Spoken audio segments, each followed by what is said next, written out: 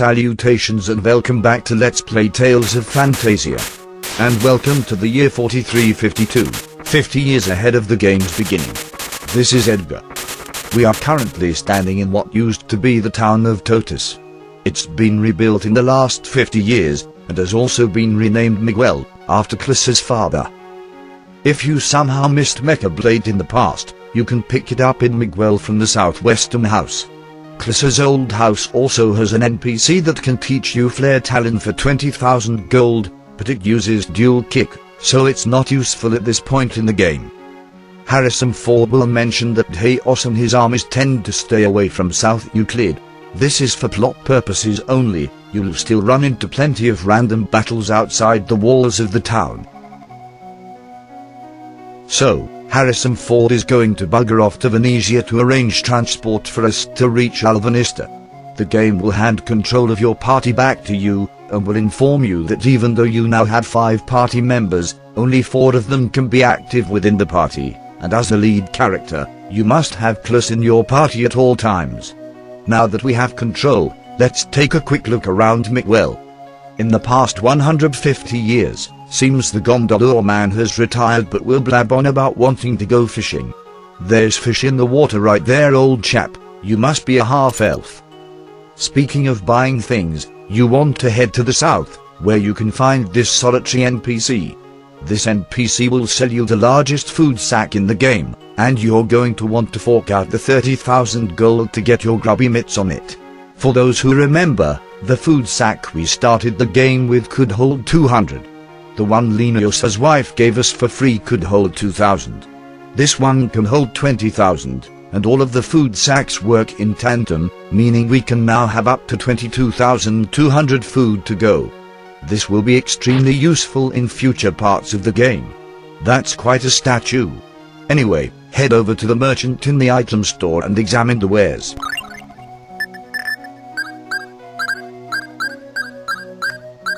Grab a battle rune while you're here. You'll be pleased to hear that in the year 4352, rune bottles are not sold exclusively in Alvanista.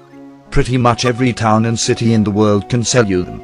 Pick up a body amulet if you can swing the gold. It'll make the next area quite a bit easier on you, especially if Mint does not yet have her status effect curing spell, which our Mint does not. After this, head to the weapon store. Welcome to the weapon store. We can upgrade Cliss to a stronger, non-elemental weapon, but before we get to shopping, there's something I want to do first. I am going to take a moment to change the active members of my party. I will give Claff and his old bones a bit of a break, and will instead place Chester in the active party. However, there's a bit of a problem as far as Chester is concerned.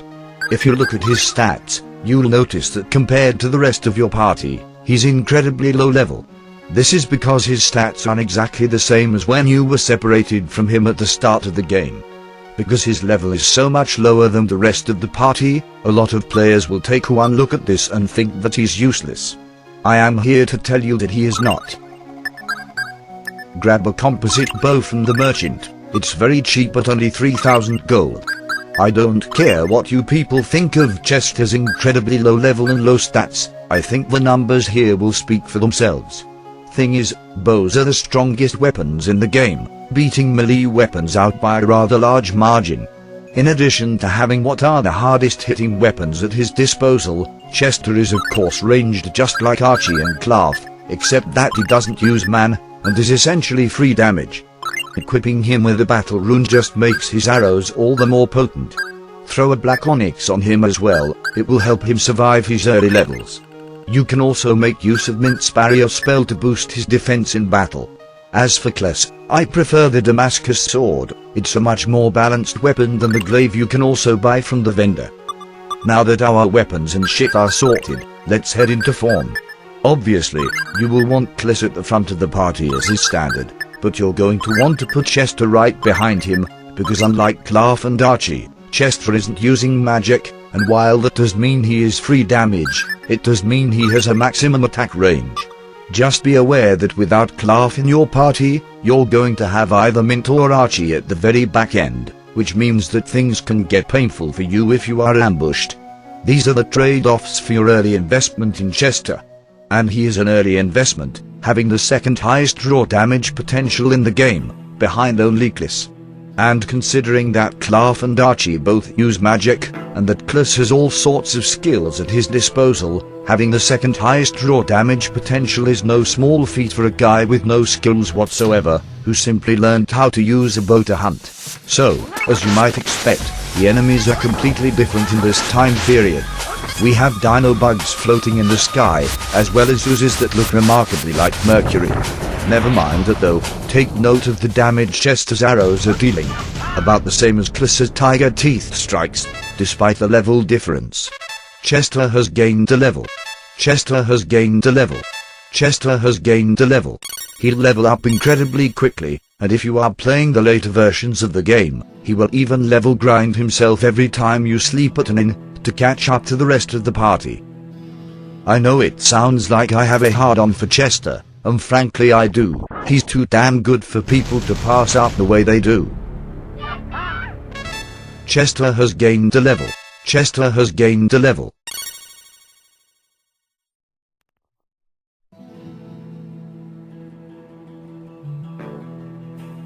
Now that we have returned to the world map, we want to head in the general direction of Venetia, but let's stop in the town of SCP-173 first.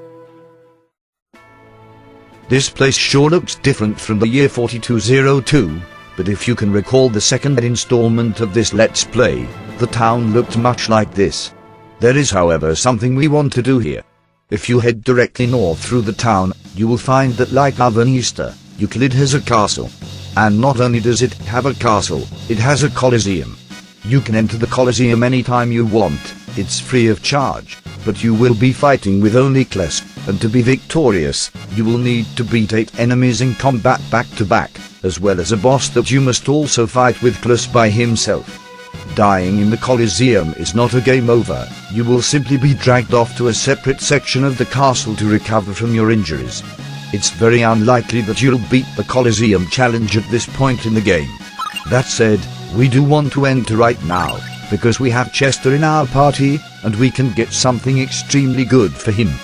If you are going to attempt the Coliseum challenge this early, this is one of the few times I would actually recommend that you make use of Air's Love, Kliss's self-healing ability, because it's actually rather useful here.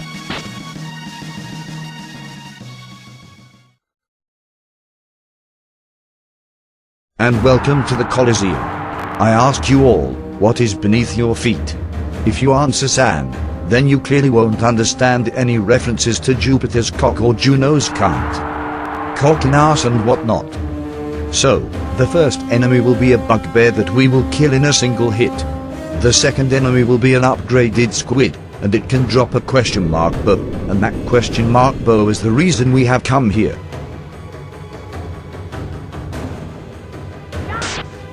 I know the bugbear is a freebie, but the squid will not be a pushover this early in the game. Treat it like a boss and play it safe.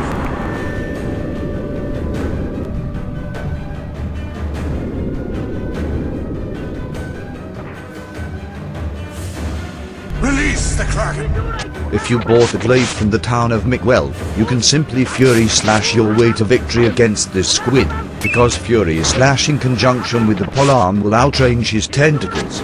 If not, you'll want to rely on Tiger Teeth and Mecha Blade for your damage, but bear in mind you will have to get in range of his tentacles for your damage. Don't forget to back off and heal if you run into trouble, and don't forget to use focus to boost your damage. Attentive players can even use focus to jump over the squid's attacks. I would suggest you fight the squid in the Coliseum repeatedly until he drops the question mark bow you are after. Just bear in mind that it can either be what we are after, or it can be a crappy short bow. Sometimes he won't even drop one because he's a cunt.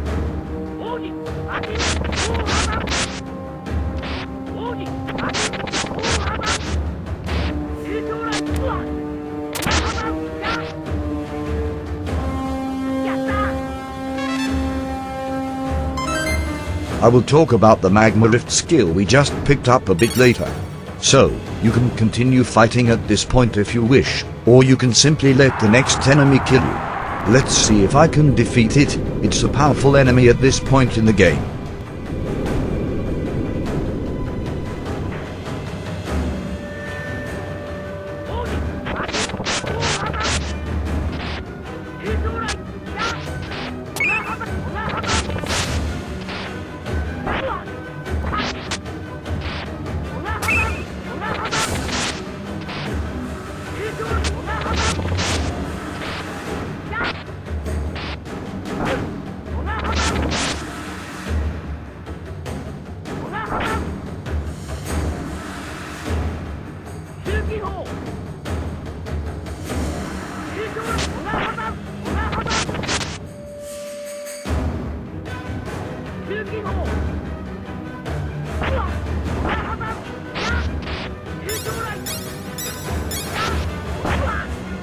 Well then, this is how it's going to be.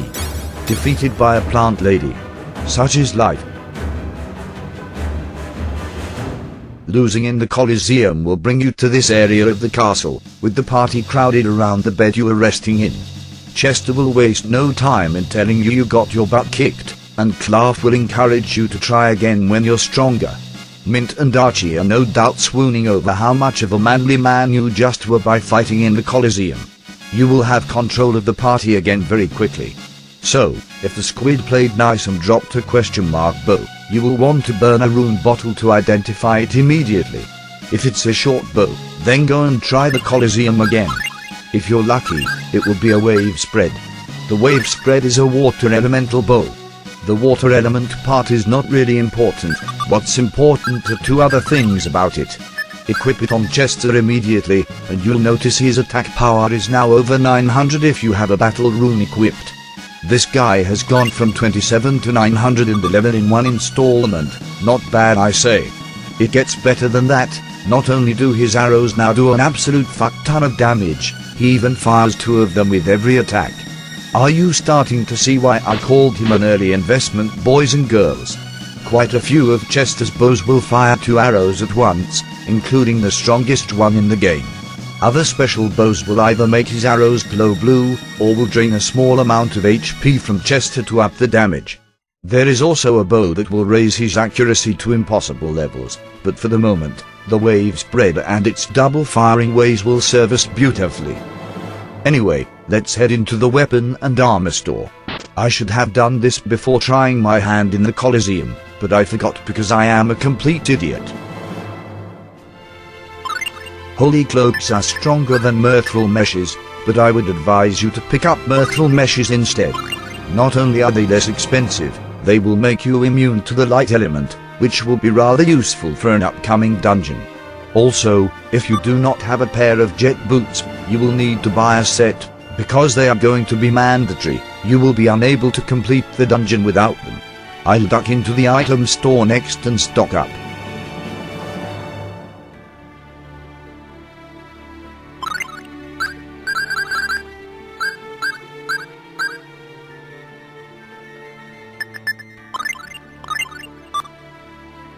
Alright, we can leave Euclid right now, but there's one last thing I want to do, not because it's beneficial, but because it's funny. Head over to the west end of the city. You'll find a man hiding behind this building. If you talk to him, he'll tell you he's hiding from his wife. Let's be jerks, and tell his wife where he's hiding. That pissed off woman over there is his wife.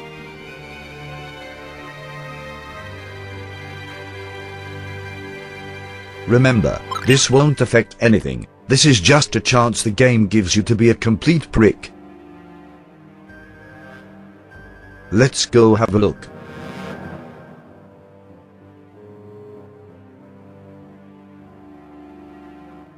It sure sucks to be that guy right now. Alright, that's enough stuffing about. We are leaving Euclid, and heading north to reach Venia. Feel free to stop in the Long Valley, however, to see what's become of Bart's cabin. Bart himself will no longer be around. We were doing business with him in the year 4202, 150 years ago, and humans simply do not live that long. His cabin is still standing, but a grumpy old prick has moved in, and if you talk to him, he'll just tell you to get the fuck out of his house. Asses to you then, mate. We will want to come back to the Long Valley in time for an optional item, but for the moment, let us continue to Venetia. You'll notice that the town of Harmel is no longer there. Harmel is not the only place in the game that got this treatment. The city of Midgard has been wiped from the face of the earth as well. Chaos has been a busy chap. No game, those are not bloody evils, they are spray-painted owls once again. Take a look at Chester's wave spread in action. Excellent, I say. Although congratulations to me for forgetting to fix my formation. The Coliseum will reset your formation back to the standard, so don't forget to make your changes. Chester has gained a level. Chester has gained a level. Okay, what the hell did we just fight that should have dropped bloody seafood? Fuck logic, this is Tales of Phantasia.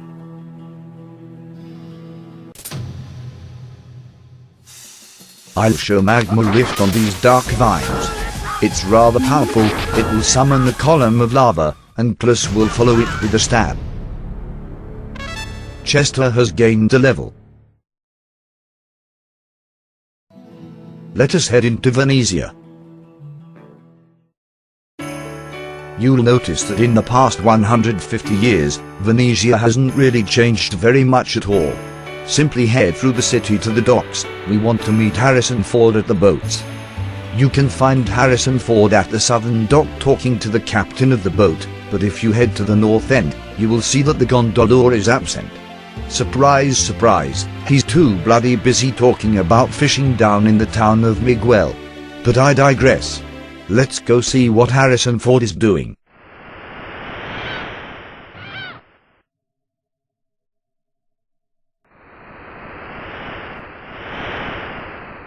It would appear that we are landlocked, because Chaos's navy attacks every vessel that leaves Venetia's port.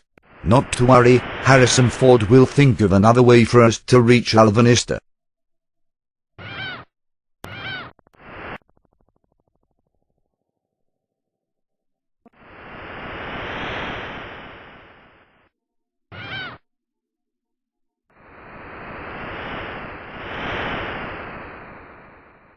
The game will automatically take you back to Euclid, and the party will enter the research center, where Harrison Ford will tell us what we are doing.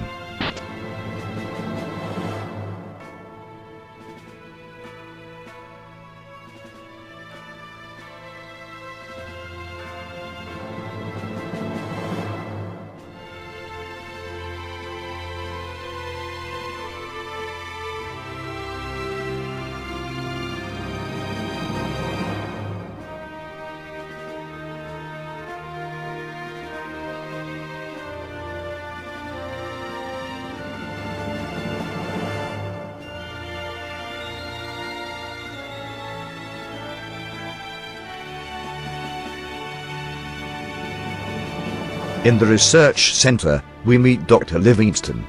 Dr. Livingston has been working on a project.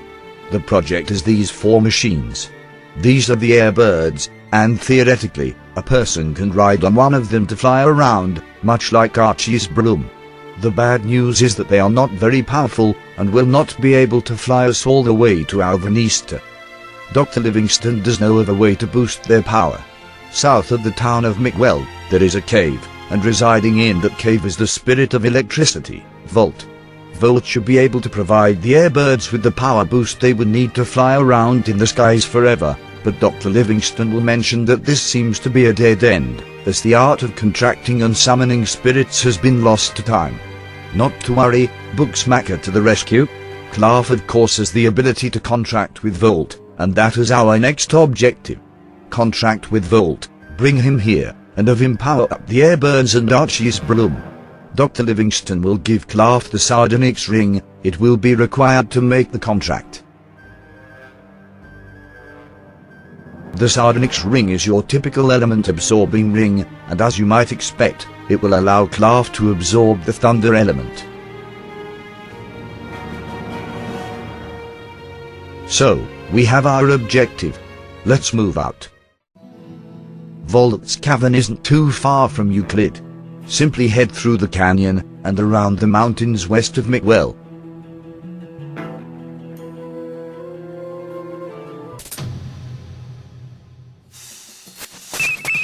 The bees are back, but don't worry, Chester will make very short work of them. That's some fine shooting, I say. Chester has gained a level.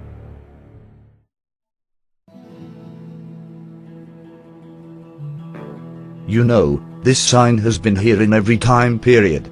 It was only readable in the past, as in both 4302 and 4352 it is illegible, having been damaged by the elements. Now, Volt's Cavern is a stone's throw to the south, so let us proceed in that direction.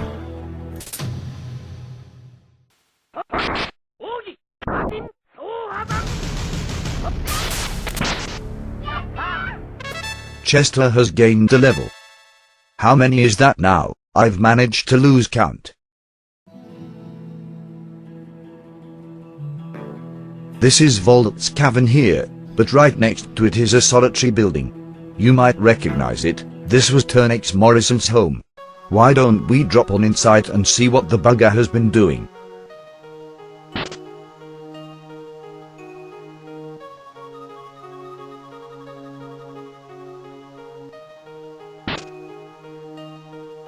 Looks like Turnix, smells like Turnix, but apparently isn't Turnix. This is Turnix's nephew Harold. Harold, unlike Edward and Turnix Morrison, does not possess the ability to use magic, but after we introduce ourselves to him, he will offer his home as an inn you can use any time you want, free of charge.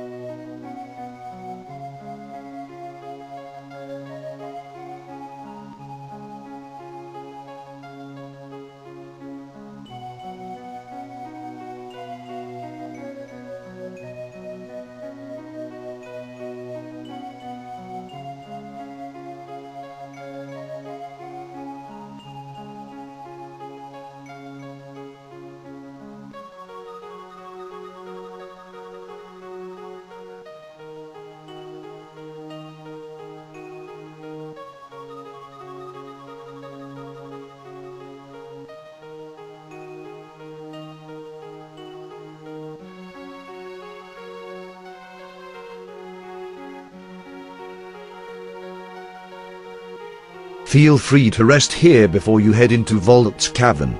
Volt's Cavern can be a pain in the bum, especially if you neglected to outfit your party members with mirthful measures.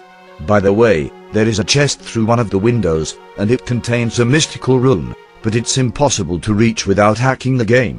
Why it's there is anybody's guess. But let us not contemplate troll developers, let us proceed into Volt's Cavern. Goddamn bats. So, welcome to Volt's Cavern. Quite a few nasty enemies in here, and you're going to need both your sorcerer's ring and a pair of jet boots to complete this place.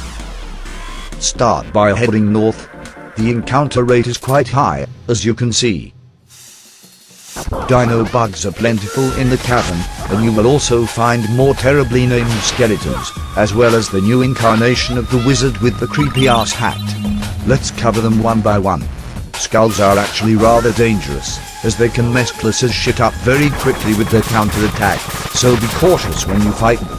Arcanes will stand at the back and cast Ray every chance they get, but having the party outfitted with mirthful meshes will make you immune to their bullshit, which is why I suggested buying those. It doesn't really matter though, because they can't stand against our working as intended ability. I think that's the first battle we've had since reaching 4352 where Chester has not gained a level. He's catching up quickly. Anyway, take the holy bottle from the chest if you need it.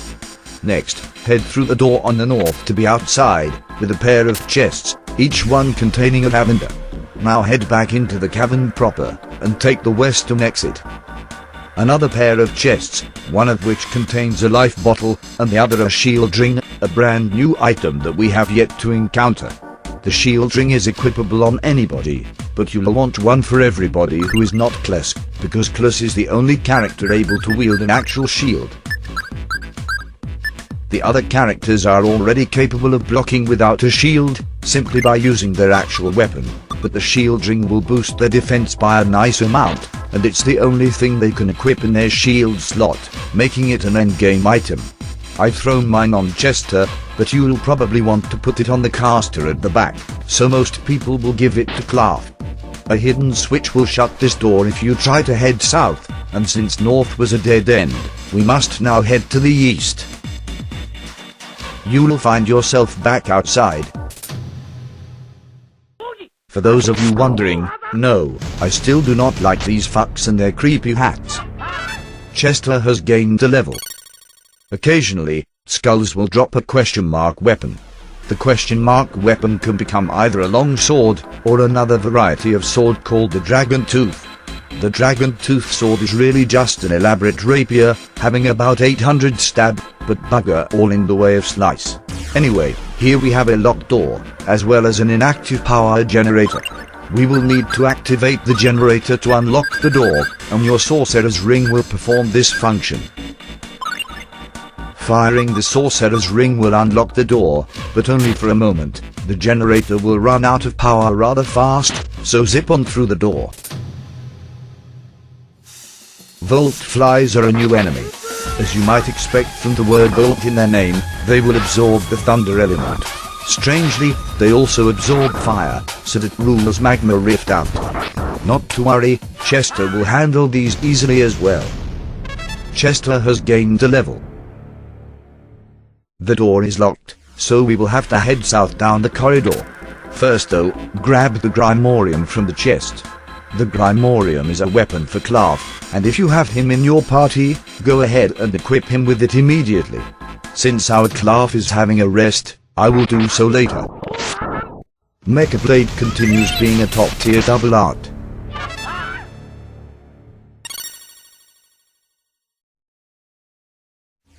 Your first instinct here will be to head through the door.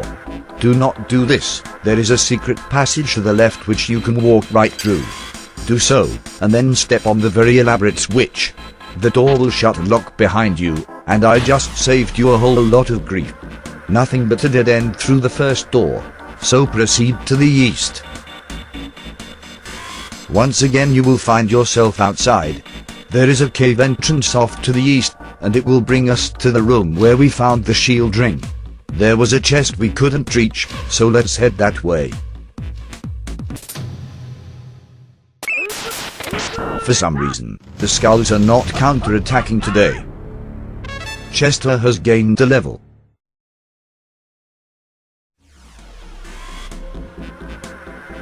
The chest here contains an orange gummy.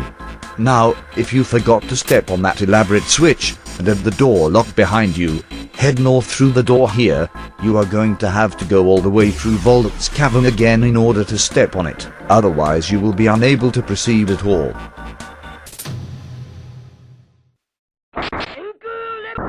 Still no counterattacks from the skulls. I should go and buy a lottery ticket with this luck. Mint has just learned Hammerhead. Hammerhead will not in fact summon a shark, despite how awesome that would be. It will instead summon a giant comical-looking hammer, which can stun every enemy on the screen. So, let's examine our question mark weapons. I suspect it's the 1 stack and not the 3 stack. We've found the dragon tooth. I am personally not a fan of this sword, but you stabby viewers might enjoy it. Quite a lot of stab on this one, but I prefer slice on my swords. I am of the mindset that stabbing is for spears and other long-range type weapons. Heading south will bring you to another room with a generator. If you did not step on the elaborate switch from earlier, you will be unable to proceed past this room. I prefer balanced weapons because some of Clus's techs are not what they seem. There is a sign here, and it will inform you of that hidden wall we already went through to step on the elaborate switch. Now, here's why you had to step on it. The door to the south is locked unless you step on it. and you must enter this southern room and throw the switch on the wall to alter the circuit on that generator. If you do not do this, and instead try to use the generator in its default setting, it will only open the door leading out of this room halfway, and the party is unable to squeeze through. Ignore the nurse spell, the skull was not in fact kicking my ass. Chester has gained a level. Nice try game, but we're too quick for that shit. Let us proceed down the stairs. Sure is Moria gallery in here. Creepy hatted fuckhead. 2 chests in this room, but it's just a bit of food, in the form of an apple and some bread. While apples are a great way to fill your food sack for cheap, we don't care about food just yet. And welcome to the room that inspires people to buy game shops. You are going to require jet boots to complete this room. What? Where are my jet boots? Oh okay, Mint has them equipped already. Good lord, I almost gave myself a heart attack. Anyway, in this room you will find another generator, and this one is a pain. There is a sign here, and it will tell you that there is a secret in this room. It refers to another wall you can walk through, and it's on our right. There is also a switch on the wall, but it's broken and completely useless. So here's the deal. You can fire at the generator to open the door on the left. Chester has gained a level.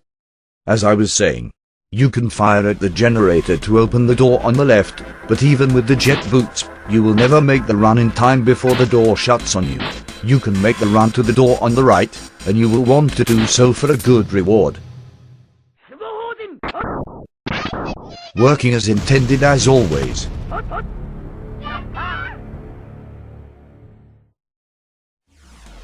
Son of a bitch. Random encounters love to troll you while you are jet booting your way through these doors, so you might want to use a holy bottle to make things easier on yourself for this. Also, this little pad down here is an emergency exit, and will return you to the entrance of Volot's Cavern. If you came here without jet boots, you're going to have to use it. As for us, let's try the dash through the door again. Now that's more like it.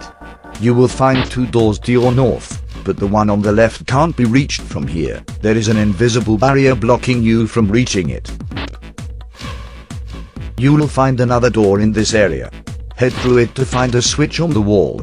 Throw this switch to remove a wall from the previous room, leading to a second generator. After that, follow the tunnel to the east. Head north at the T-junction for a sylph broom. Obviously, it's a weapon for our lovely pink-haired class Archie, and it's quite powerful, so equip it on her immediately. Now head to the south, and you will be back in the previous room. I can't even tell who killed that Volot fly.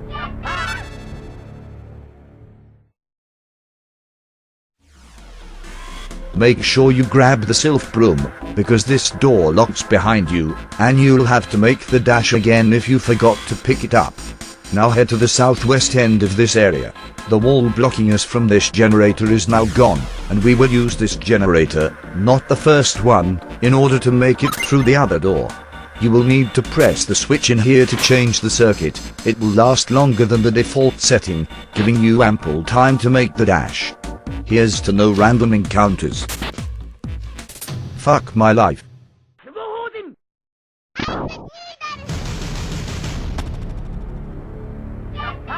Chester has gained a level. Run for it, you fuckers. Okay, good, we made it. That invisible barrier will not stop us now. A save point in this room, which means a boss encounter is right around the corner. One final generator puzzle in this room, and once again the jet boots are mandatory. Head over to the east, and you will find another emergency exit. We will use this one after the boss to get out of the caves, so here's the deal with these generators. There are 3 in total, and they operate on a current mechanic. If you try to activate the left or middle ones with no current, nothing will happen. You will need to start at the one on the right, position yourself between the right and middle generators, and quickly shoot the right, followed by the middle. then dash to the door, shooting the left generator as you run. You will find yourself at the mountain summit. Simply walk north from here to meet the Spirit Vault.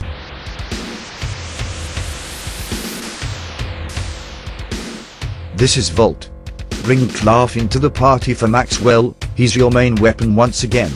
Hilarity ensues here, because depending on your version of the game, Vault will only speak in symbols or in binary, and the whole reason he attacks us here is that he's pissed we cannot understand him.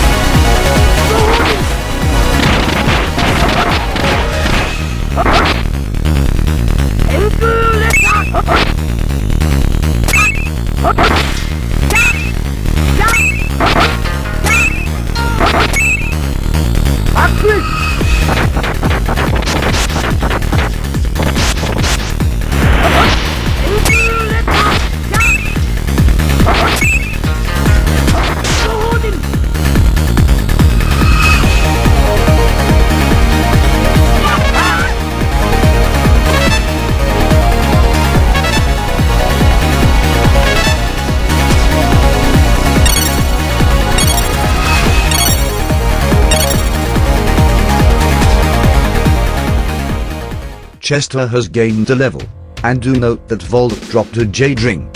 Be sure to use a rune bottle to transform it into a fairy ring for one of your casters. So, now that we have beat the snot out of Vault, I assume he will agree to contract with Clark. I don't know, I don't speak his language.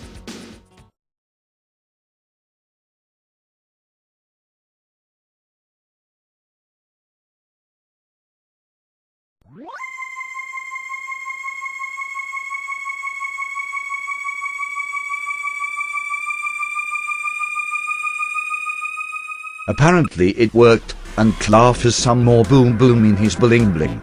That's that then, we have the Spirit Vault. We can now return to Euclid's Research Center to power up the airbirds along with Archie's broom. Speaking of Archie, perhaps she can collect those 2 treasure chests over there for the party.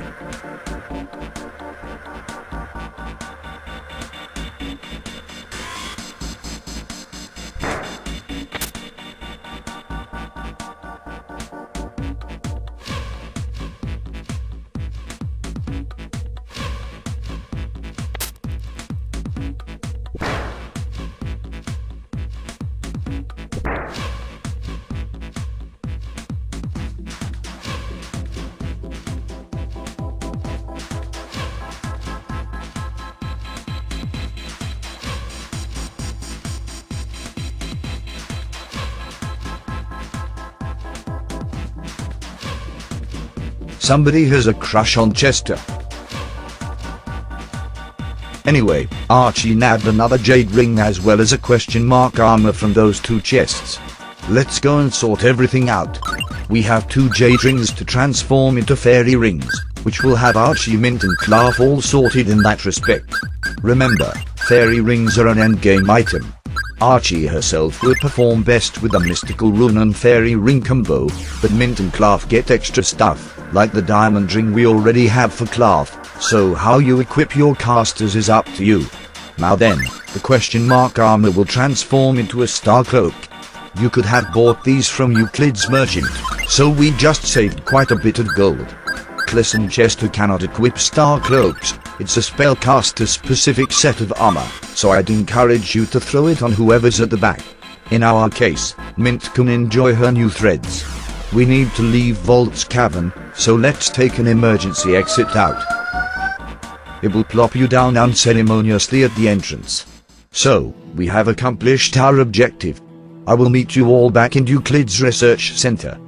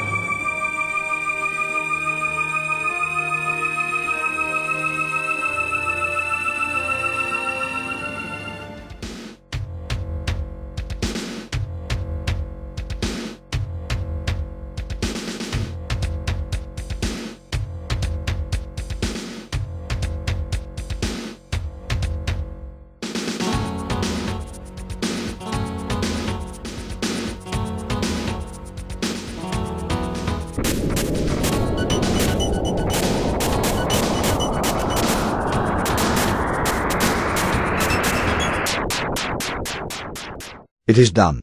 We are now able to soar in the skies. Dr. Livingston will give you the airbirds in the form of a little portable box, and will then proceed to give you a tutorial on the controls. We are now able to reach any destination in the world, and I will let the tutorial roll, but I will wrap this video up when it is complete. This has been Edgar, and as always, thank you for your patronage.